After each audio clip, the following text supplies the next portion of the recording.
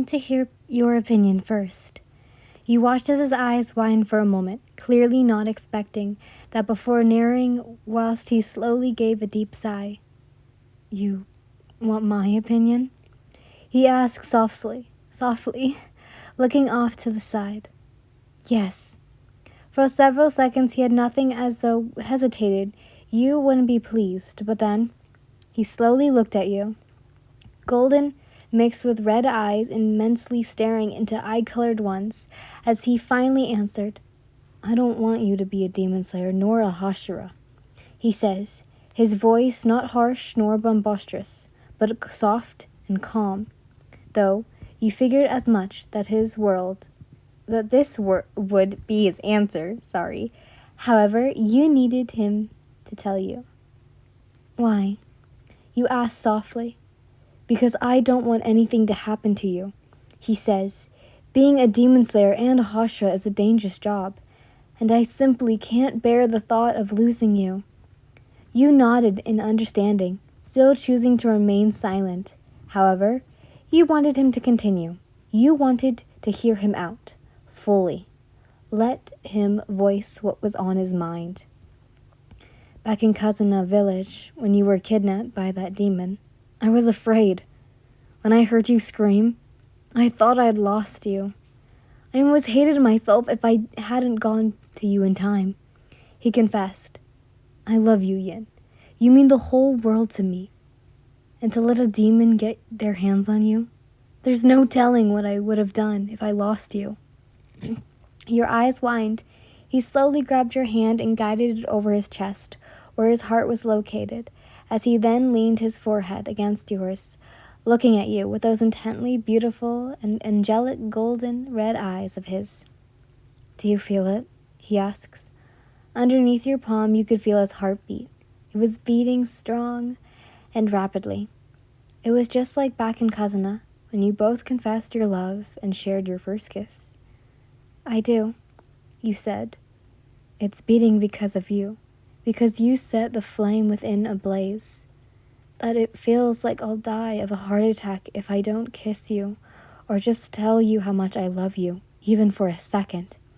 His words were a melody, soothing and intoxicating, echoing in the depths of your soul. The way he looks at you with such intensity makes your own heart race even faster, as if it's trying to keep up with the overwhelming emotion coursing through you. You never knew his love would have such a profound impact on you. But here you are, feeling like you're on the brink of losing yourself in his love. Each passing moment with him feels like a precious gift, one that you can never want to take for granted, as you listen closely to his heart beating. "Do you want to know what it's saying?" Kojo requires. You only nodded. "It says, I love you. I want to kiss you. I want to hold you. I want to be the one to protect you. I want to keep you close, and I want to provide for you." Ko, you were speechless. Your head was still spinning as you couldn't find the strength to make out proper words. But before you could even try and speak, his warm lips immediately pressed against yours. It was a short, passionate kiss that literally took your breath away and left you wanting more, seeking his warmth as he pulled away. "I love you, my sweet flame," he says, looking into your eyes. "Though love isn't a strong enough word to describe how I feel about you. But if becoming a demon slayer is what you truly desire, then I'll accept it," he adds. You didn't know what to think. So many emotions were coursing throughout your entire body. Your heart felt like it was going to burst within it, the overwhelming love you had for this man. It was a love so deep and pure that you couldn't imagine your life without him. You wondered if it was possible for two souls to merge and become one, because that's how connected you felt to him. The same familiar feeling of bliss washed over you when feeling Kojo's lips against yours once more. You immediately returned it, mindlessly wrapping your arms around his neck whilst his own wrapped tightly around your waist as you pulled each other close.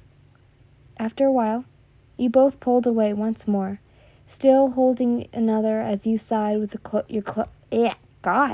with your eyes closed. Slowly you opened them and stared at him. He's beaming that signature smile that you love so much, and those marigold eyes shining with undenying love and fire. You couldn't stop the tears falling as you beamed a happy grin that Kojo immediately knew was a sign that you were truly happy. I know what you're thinking, right? Right now, you're happy to hear about my undying love for you. You're also conflicted because you're overwhelmed to finally hear my opinion on the matter of you becoming a demon slayer, he says, which you nod, before smiling in admiration of just how well he knows you. And the fact you're so hopelessly romantic, you say, wiping your tears away. More like hopelessly in love with you, he says, his boisterous, so sorry, enthusiastic tone making you laugh. Are you happy, my snowflower? I am the reason why you're smiling right now. Please tell me I am, he exclaimed happily. Yes, you are, you giggled. You're the reason I always smile. When you're with me, the ice in my heart melts away. When you're holding my hand or when you kiss me like that, you set my soul on fire. You are the fire to my ice, the summer to my winter, the sun to my moon, which is why I want to be a demon slayer. Kojo's eyes widen at this. Really? Yes, you dummy, you replied, hugging him. That's why I wanted to hear your opinion. I want to be a demon slayer because I want to fight alongside you. We're a couple soon, to be husband and wife, Ko. And as my soon-to-be husband, you're more than my lover. You're my soulmate, my best friend, and also my family. And I want us to always stick together till the end as a team, you tell him. Now it was his turn to be speechless as he continued to gawk at you, but eventually he gave a wide smile. Then I'll help you train, he says with passion. I'll teach you how to fight. I'll make sure you'll get stronger and be there with you every step of the way, he says, an encouraging word sending shivers down your spine.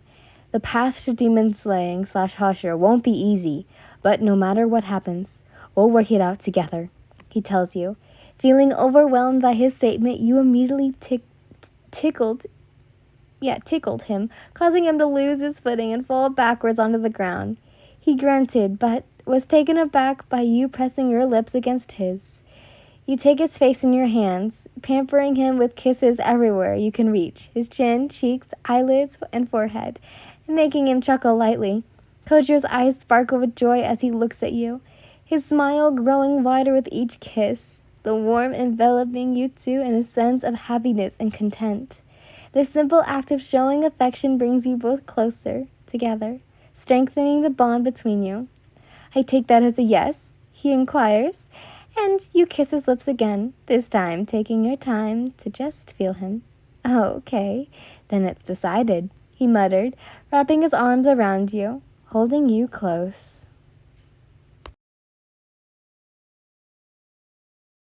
I'm sorry, before I end this video, I have to read one of the comments to this chapter. It's literally the funniest stuff I've ever heard.